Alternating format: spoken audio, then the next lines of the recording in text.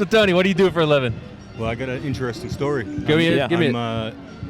I did 22 years in the military. Okay, I thought you were going to say the pen, but I like the military Nah, better. yeah. Thank you for your felt service. like it at times. Yeah. Yeah, I'm sure, dude. Yeah. I actually have an interesting combat history. I went into the invasion into Afghanistan when we first started.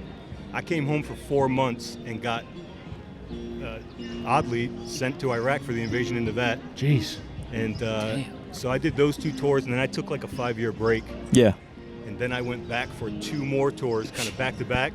Call of Duty wasn't cutting it. I came home. The Army actually was like, yo, you need to take a break. You've been over here too much. You need to take a knee. Whoa.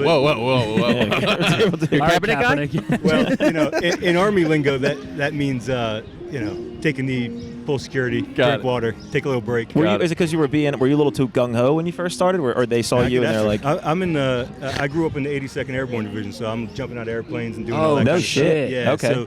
So, that wears on you. Yeah, I can imagine. So I did 15, I did those first 2 deployments, then I took the break, and then I did a 15-month deployment.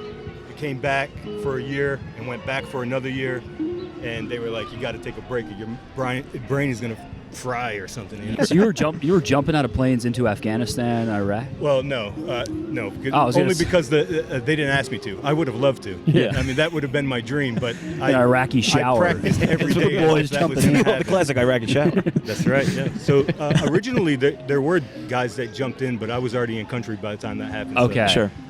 Because I'm a Band of Brothers guy. Me too. So I the airborne, that shit fascinates me. I mean, that series is so accurate. Really? And the airborne community is unique in that it hasn't really changed much over the years as the Army in general has gotten a little, I mean, you can have your own opinions on it, but the airborne's the way it was when you saw it in Band of Brothers, all the same stuff. Damn. So you're just hopping into enemy lines with a backpack. Yeah. And you're like, we got to figure this shit out. I mean, that stuff's hard to do, but the harder part is just being ready all the time to do that. Right. And preparing, we live in the airborne, we live in this environment where we have to be ready to fight anywhere in the world in 15 hours.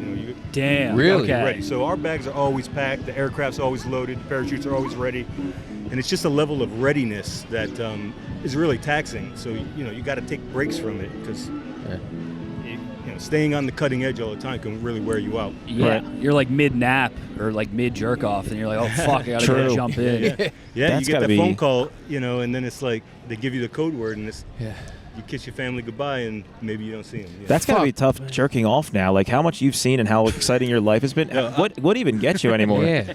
You got to watch like 2 guys put like a heel in someone's asshole to get anything these Gotta days. watch Nah, politically not correct. me.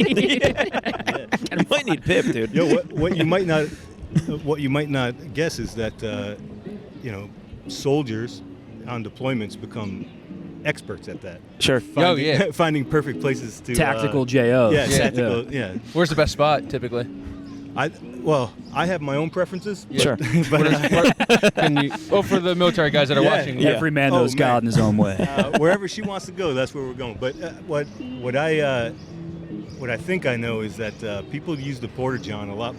Okay. That's the only private spot a lot of folks can find. But I'm a lot more resourceful than most folks. So Really now? I'm not limited to the Porta-John. Tantalizing I'm a Tony, romantic okay. guy. I'm romantic Tony. Sure. Romantic So Tony. I'm not taking nobody to the Porta-John. Yeah. Of course. I'll Yeah. take them like behind the DFAC or something. That's a gentleman. Yeah, the like a gentleman's nice way. guy. Yeah. Maybe the walk-in fridge. That's True, nice. That's walk-in a good fridge. idea. That's Yeah. A frigid kiss. Yeah, I met a chick on deployment when I was on like a little R&R, and I took her in the back of there was a movie hall in Qatar.